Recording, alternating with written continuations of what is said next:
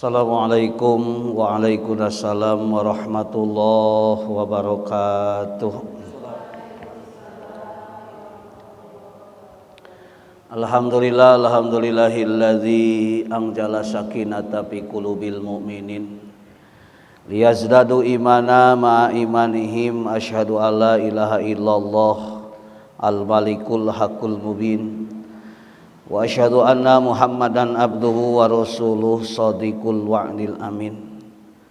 A'udzu billahi minasyaitonir rajim. Bismillahirrahmanirrahim.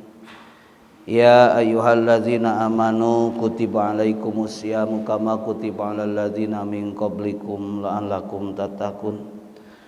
Shadaqallahul azim wa shadaqa rasuluhul karim. Al-mukarramun para Bapak Ibu sadayana, alhamdulillah dina ieu kasempatan urang sadayana tiasa riung mungpulung pamprok jonghok dina raraga pangaosan rutin nu biasa ku urang sadayana dina wengi Rebo tiasa dilaksanakeun. Kantun menghetang hari sababaraha dinten deui insyaallah urang sadayana bakal lebet deui kana bulan Ramadan. Kalayan ngadoa ka Allah, Allahumma barik lana fi Rajab wa Sya'ban wa balighna Ramadana. Ya Allah kabarokahan Rajab sing dipasihkeun ka abdi sadayana, bulan Sya'ban oge urang suhunkeun kabarokahanana utami harapan urang sadayana lebet kana bulan Ramadan. Di mana bulan Ramadan adalah syahrul Ramadan, syahrun mubarakun. Bulan nu dibarokahan pikeun urang sadayana keberkahan lain bulan Ramadan wungkul. Dina bulan Rajab tos ngadoa hoyong dugi Ramadan, bulan Sya'ban oge tos didugikeun kana bulan Ramadan. Ayeuna waktosna kantun menghetang waktos perhetangan ningali kalender bahkan di ormas salah sahiji ormas di Muhammadiyah parantos ngumumkeun bahwa hiji Ramadan adalah 1 Maret. Nabi ningali kalender oge ti Nahdlatul Ulama ningali kalender mah sami kaping hiji Maret. Namun kanggo urang sadayana supados langkung naon yakin oge sanes berarti teu yakin ka ahli hisab tanapi perhetangan. Namun aya dewan palakiyah urang ningali urang antosan ke ru'yatul hilal. Kalayan mudah-mudahan sakali deui ibu-ibu bapak-bapak sing diparanjangkeun yuswa dipaparinan kasehatan ku Allah dina dugi kana waktos kana bulan Ramadan. Margi kamari urang dina nisfu Sya'ban disuhunkeun ka Allah 3 perkara. Hiji urang nyuhunkeun ka Allah hoyong dipanjangkeun yuswa. Nu kadua hoyong dibarokahan rizki. Nu katilu nu paling utama adalah nyuhunkeun keimanan kaislaman. Saur Sayyidina Ali tamamun ni'am mautu mal imani wal islam. Tidak ada kesempurnaan yang paling nikmat nyaeta ibu kasempurnaan nikmat mah iman Islam. Tos adannya punya urang ngajam kana salat sareng bismillahirrahmanirrahim. Ajam tu salatal isya fi waktiha, ngajam abdi kana salat isya dina waktuna. Para ibu sadayana uihan deui kana bahasan materi dina ieu kasempatan. Sabada kamari nisfu Sya'ban, nisfu teh satengah dina bulan Sya'ban. Urang nyuhunkeun ka Allah nu 3 perkara, umur, rizki sareng keimanan kaislaman. Termasuk ayeuna bulan Ramadan nu sakedap deui urang sadayana bakal nyumpingan kalayan bagiakeun bulan Ramadan. Sing bingah ku datangna Ramadan. Dawuhan Kangjeng Rasul, ibu man faroha biduhuli Ramadan, man pariha biduhuli Ramadan, sahajal manubungah ku sumpingna Ramadan haramallah alai jasadu ala niron. maka haram jasadna lebat kana neraka. Eta teh karek bungah Bu, nuduhkeun naon sabab bungah sumpingna Ramadan teh kawit naon nuduhkeun kana keimanan. Dalamun jalmi teu iman mah Pak nyumpingan kana Ramadan teh kumaha, duh geus puasa deui wae ieu teh, gawe teh geus sarorea mun puasa teh. Atanapi dikaitkeun kudu ngabajuan budak, kudu nyiapkeun bekal jeung zakatna, selalu bingung sumpingna Ramadan. Padahal mah Allah Subhanahu wa taala parantos ngamuliakeun bulan Ramadan. Oke Kangjeng Rasul ge ngadugikeun sajalma nu bungah ku datangna bulan Ramadan maka haram jasadna kana neraka. Sabab naon Bu? Syahrul Ramadan teh saur Kangjeng Rasul dina khutbah di akhir Sya'ban anjeunna qad ja'akum syahrul Ramadan. Geus datang ka aranjeun kabeh syahrul Ramadan. Bulan anu naon? Bulan syahrul Ramadan nyata bulan Ramadan. Naon ari bulan Ramadan teh? Syahrun mubarakun, bulan nu dibarokahan. Qadib taradallahu alaikum syiyamah. Allah ngawajibkeun ka urang kanggo saum.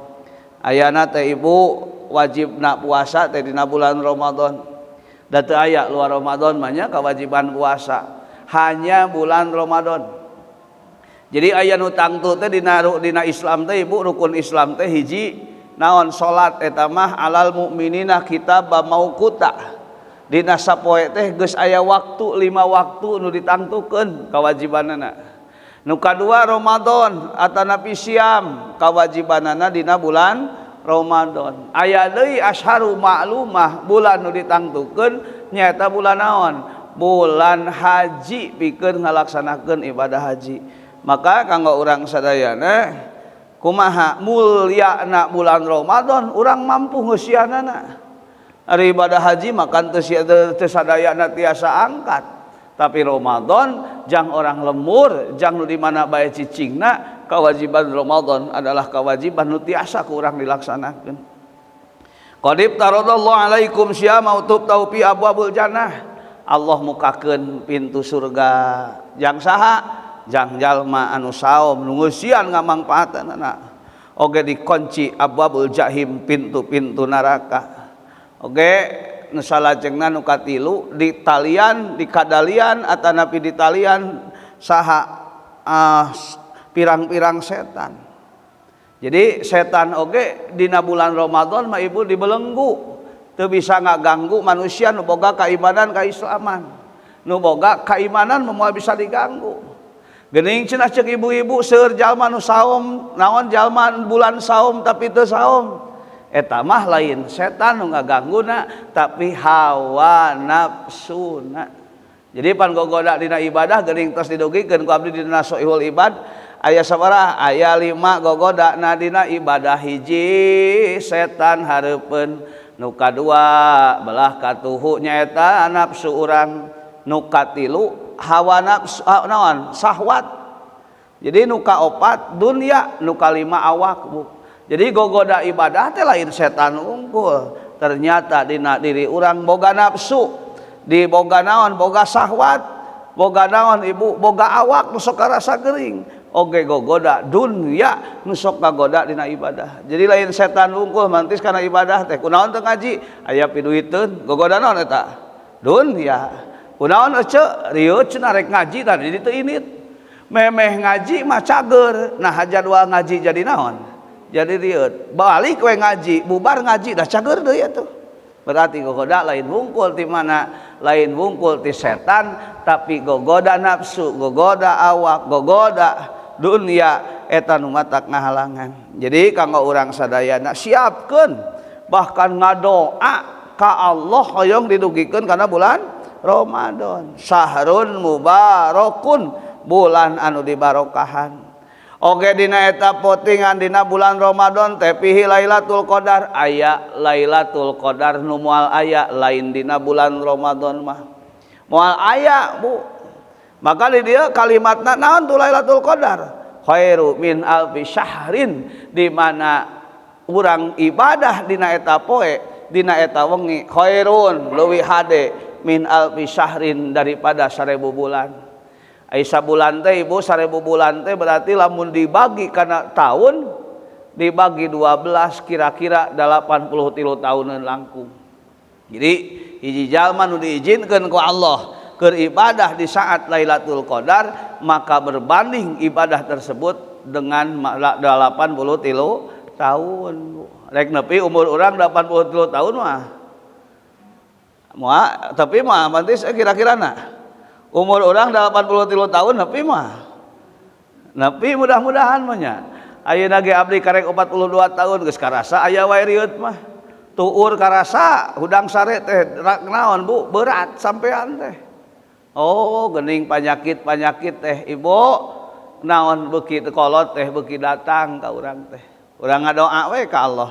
Oge mangpaatkeun harapan Lailatul Qadar urang sadaya tiasa ngamangpaatkeun ku eta peutingan nu diizinkeun ku Allah di mana dipakai ibadah khairu min alfi syahrin.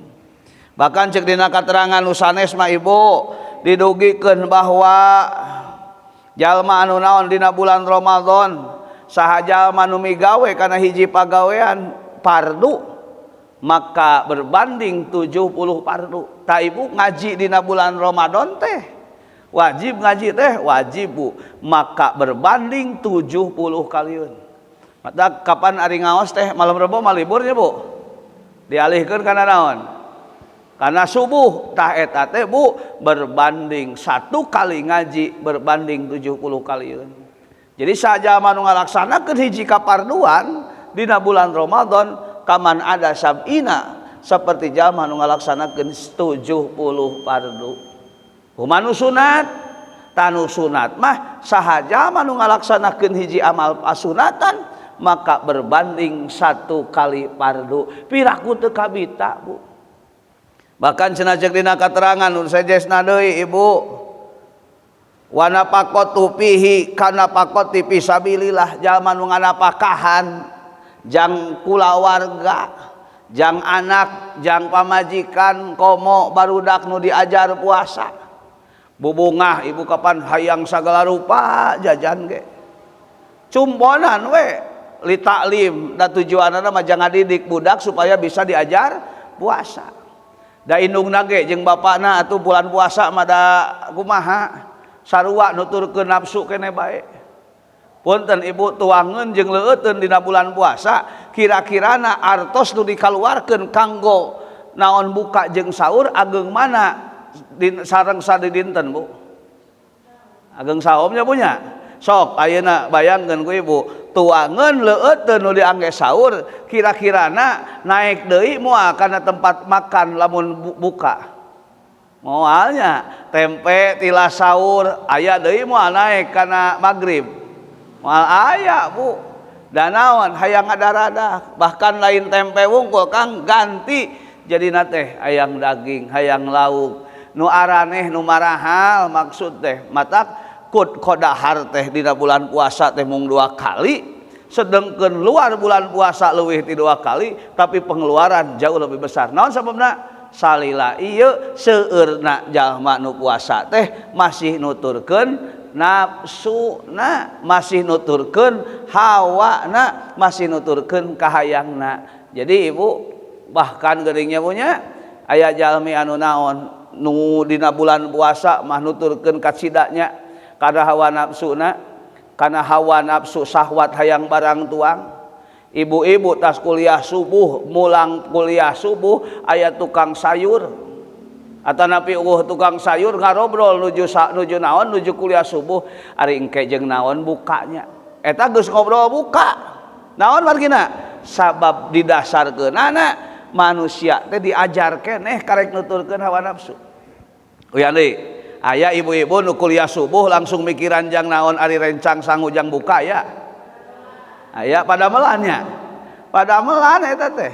Bahkan nu lucu mah kumaha aya ibu-ibu bapak-bapak nu dur asar geus siapkeun rencang sangu jiwa duaan ge mun biasa-biasa mah cukup goreng goreng asin cekap tapi bulan puasa mah lain Bu goreng asin sok naik tara goreng asin goreng nog bala-bala naon deui Ibu sop buah kalapa muda aya kolak dikumpulkeun pedah mah beuteung teh eta keneh atuh ningali ceuk dina katerangan mah nu kitu mah diajar keneh naonna teh puasana teh sabab nuturkeun kana hawa nafsu. Tapi lamun ayeuna ngadamel tuangeun jeung leueuteun mah dina raraga mere kabungah ka jalma nu puasa mah tujuanana li taklim ka barudak mah cumponan we Kang. Hayang naon bae cumponankeun bae. Sabab naon? Diajar budak supaya daek puasa. Bahkan ibu aya nu boga budak laleutik mah anteur hayang ngabuburit sok anteur ngabuburit. Dan naon Bu supaya tamat puasana. Tapi lamun indung mah akina ninina ngabuburit teh kurang alus.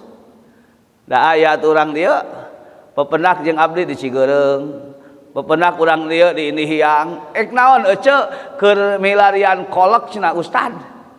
Abdi rek naros nah ari di dieu aya teu aya kolek. Naon tujuanna sebenarnya mah? Ngabuburit nuturkeun kana naon? Nafsu ngadaguan hayang dahar. Da bener hayang dahar mindahkeun dahar unggul. Tapi keun bae Bu, da eta meureun senina ngan paling utamana mah rangkaian ibadah salami Ramadan ulah dikantun, boro-boro fardu sunat ge ulah dikantun. Tadi kumaha sakur keterangan? Saha jalma nu migawe hiji pada melan fardu maka berbanding 70 kali fardu. Piraku teu kabita. Sahaja anu ngalaksanakeun hiji pasunatan berbanding sakali jeung fardu. Bu, urang teh masa keur ngora ninggalkeun salat, keur ngora ninggalkeun kewajiban. Tah bulan Ramadan teh ngalatih jang urang, jang ngiparatan kana dosa-dosa anjeun. Maka sakali deui Kangjeng Rasul dina khutbahna anjeunna ngadugikeun ya ayuhannas dina akhir Sa'ban ya. Qad adallukum syahrun adi mubarakun sahrun fihi lailatul qadar. Jadi cenah geus datang ka anjeun bulan nu dibarokahan sabab dina eta peuting aya lailatul qadar.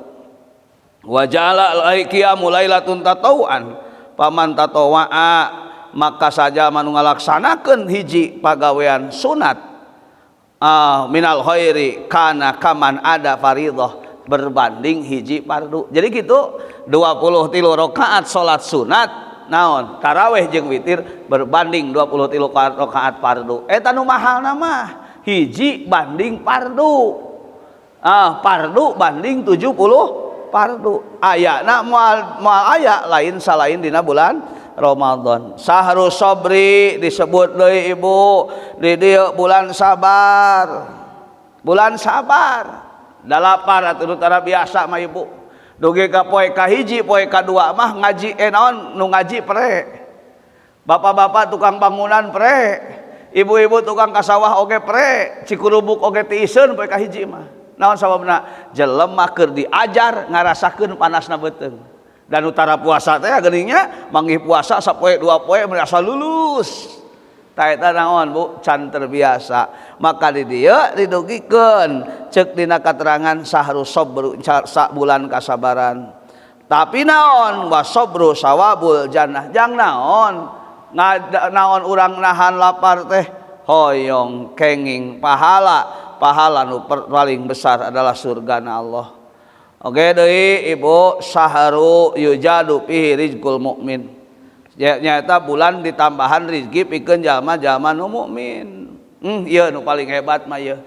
Man kana sajalma man patoro mukminan man patoro fihi shaiman kana lahu itqu raqabah.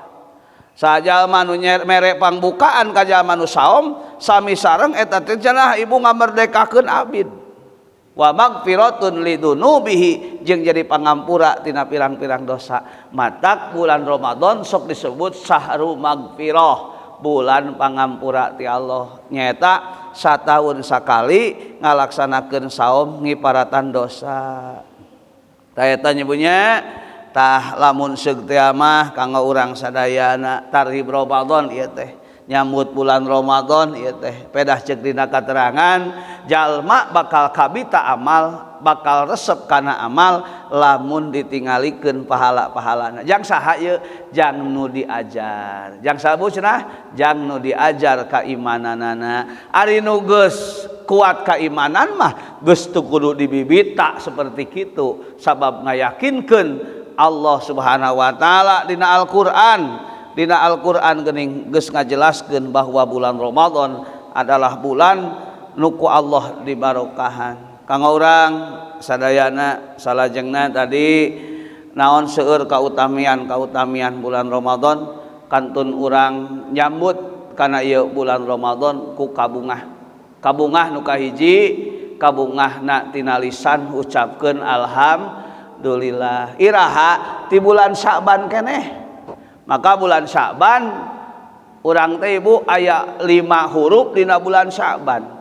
Hiji shin tazulu ala syukri, syukuran ka Allah dina dinten ieu urang masih dipanjangkeun yuswa. Margi naon cenah Bu? Dina nisfu Sya'ban ditantukeun umur urang sataun nu bakal dongkap saha nu aya keneh saha nu tos teu aya kamari dina nisfu Sya'ban dipisahkeun. Jadi Bu seueur nu marawat teh nu payun ka payun pimaoteun saha-saha teh geus aya. Maka kang urang kamari nyuhunkeun panjang umur. Tadi dinya nyebunya urang syukuran ka Allah di pasian yuswa dina dinten ayeuna. Nu kadua ain Bu. Naon Bu? Ain teh ahdun bimakna ahdun cumponan janji ka Allah rek ibadah. Ta ieu saatna urang pikeun ibadah ka Allah. Ahdun ka manusa kadegi sigadu janji ka manusa. Janji tina sagala rupa cumponan sabab ke geuning bakal dina poean naon dina Idul Fitri sok aya kewajiban hubungan jeung Allah dilaksanakeun ku puasa, kewajiban jeung manusia dilaksanakeun ku ngaluarkeun zakat. Naon pahartina jeung pesena jang urang memeh bulan Ramadan ge beresan hubungan jeung Allah, beresan hubungan jeung manusia.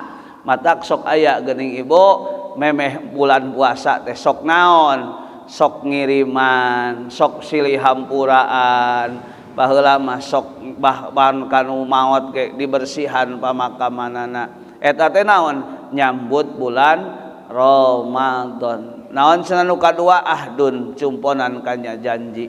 Nu katilu sing jadi kayakinan huruf nu katilu dina bulan Sya'ban teh bakna barjahun. Manusia teh yakin bakal lebet ka alam barjah. Yakinkeun ku urang Bu, tahun ieu tahun nu terakhir kanggo urang saum. Sabab can karuhan tahun payun ku Allah di pasian yuswa. Toh ketika di pasian yuswa, alhamdulillah dahayang panjang umur. Ngan di mana geus ditanamkeun ngayakinkeun tahun ieu tahun nu terakhir pasti moal gagabah dina ibadah. Bisi tahun ieu ku Allah dinaon dibere kasempatan naon Bu? Ramadan nu terakhir. Sasih kamari seueur ulama-ulama besar ajengan-ajengan ti urang nu ngantunkeun kamari nu paling akhir pangersa ajengan tatang ti Malangbong anjeunna ahli dakwah. Terus sateu acana ajengan Aep ti Anur, sateu acana deui saha ti Cikole wengi enggal keneh kamari pangersa ajengan aji ti naon itu teh ti Bajaleng ka anu simkuring uninga wae ajengan-ajengan sepuh hungkul tos ngantunkeun urang. Seueur deui warga-warga urang tos ngantunkeun. Boa tahun ieu teh tahun terakhir jang urang. Walaupun tadi sekali deui hoyong panjang yuswa, tapi hadirkeun supaya hirup teu gagabah. Sya'banun nu kaopatna alif didinya isbatun. Tetepkeun sifat eta. Naon nu kudu ditetepkeun? Hiji syukuran, dua cumponan janji ka Allah jeung ka manusia, nu katilu ngayakinkeun alam barjah. Di mana tilu sifat eta geus tetepkeun dina diri urang aya nu kalima nurun bimakna hidayah. Allah bakal masihan hidayah ka urang sadayana. Panginten simkuring sakitu bae pangaosan margi aya kaperyogian dina sanes. Sakali deui naon nu didugikeun mudah-mudahan aya mangpaatna. Syahrul Ramadan sumping kakedap deui ka urang sing bingah manah urang sabab sakali deui dina katerangan saha jalma nu bungah ku datangna Ramadan karek datangna kunaon carana tadi kulisan ku ngucap alhamdulillah. Oge kunaon Bu?